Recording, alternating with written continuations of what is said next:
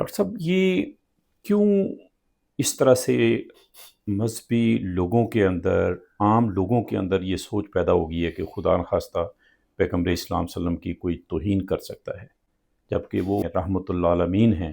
یہ سوچ، یہ رویہ، یہ حد تک کلچر، یہ کیسے پیدا ہو گیا ہے؟ اس کے کون ذمہ اس دار ہے؟ کی کئی وجوہات ہیں. اس کے پیچھے ہماری سیاسی فوجی آمریت بھی ہے کہ آمر وقت کے خلاف آپ نے نہیں بولنا.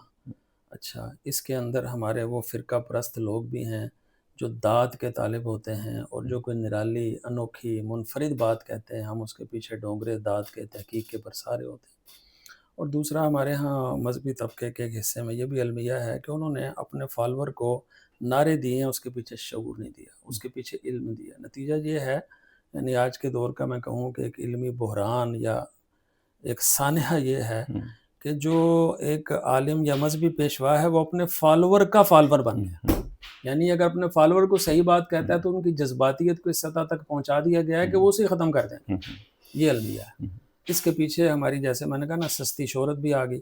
اس کے پیچھے ہماری فوجی سیاسی آمریت بھی آ گئی، اور ایسے علماء کے نام نہاد شکلوں والے لوگوں کو پروموٹ کرنا جو جذباتی باتیں کہیں، جو دلائل کے بغیر باتیں کہیں، جو ذرا سی بے ادبی کو کفر تک پہنچا دیں، ایک دوسرے کے مکاتب فکر کو جینے کا حق نہ دیں. تو یہ ہے. اور دوسری بات اسی ضمن میں عرض کر دوں کہ ہمارے کچھ جو بڑے علماء تھے، انہوں نے جو ایک دوسرے کی تکفیر کا فتویٰ دیا ہے، تو جب کسی نے رجوع کر لیا ہے کہ جی اس کا مطلب یہ نہیں تھا، یہ تھا، تو انہوں نے اپنے فتووں سے بھی رجوع کر لیا.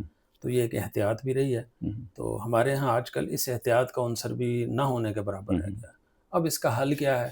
اس کا حل یہ ہے کہ اللہ کی کتاب سے براہ راست تعلق قائم کیا جائے. جو باشعور اہل علم علماء ہیں، ان دانشور ہیں، ان سے تعلق قائم کیا جائے.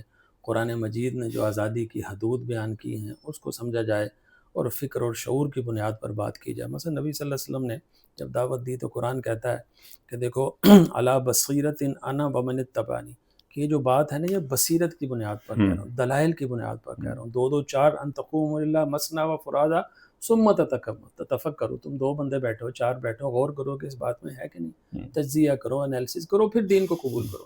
تو دین تو اپنی ایک مستقل عقلی بنیاد رکھتا ہے، ایک پوری انٹلیکچل سوچ رکھتا ہے. حتیٰ کہ نبی صلی اللہ علیہ وسلم کی نبوت کے حوالے سے بھی تھا کہ آپ نبی ہیں کہ نہیں. تو اللہ نے ایک روایت کے ساتھ درایت کا معیار پیش کیا. فرمایا نبی آپ ان کو یہ کہہ دیے، فقط لبثت فیکم عمرا من قبلی، میں نے آپ کے درمیان 40 سال عمر گزاری ہے. اس حیات گزشتہ میں بتاؤ، میری بچپن سے لے کے جوانی تک، اٹھتی جوانی تک، اور اب میں کہولت کی منزلیں طے کر رہا ہوں، بلغ 40 سنہ، کہیں کچھ تم نے اخلاقی کمزوری، کوئی کجی، کوئی ایسے مس بیہیو، کوئی ایسے رویے دیکھے؟ جب نہیں دیکھے اس پر غور کرو تو اب نہیں ہو سکتے. افلا تعقلون. آخر میں پھر کہا کہ عقل سے تم کام کیوں نہیں؟ اسلام تو بار بار عقل کو نبی صلی اللہ علیہ وسلم کی نبوت اور رسالت کے تسلیم کرنے کے حوالے سے بھی دعوت دیتا ہے. کھڑے ہو، غور و فکر کرو، نتائج تک پہنچو، پیچھے پہنچو. تو اب یہ ایسے لوگوں کے سپرد ہو گیا جو لٹھ باز ہیں، جو نعرے باز ہیں، جا آئے کہ یہ گستاخ وہ گستاخ. اب تو وہ سانس لیتے ہوئے بھی ڈر لگتا ہے.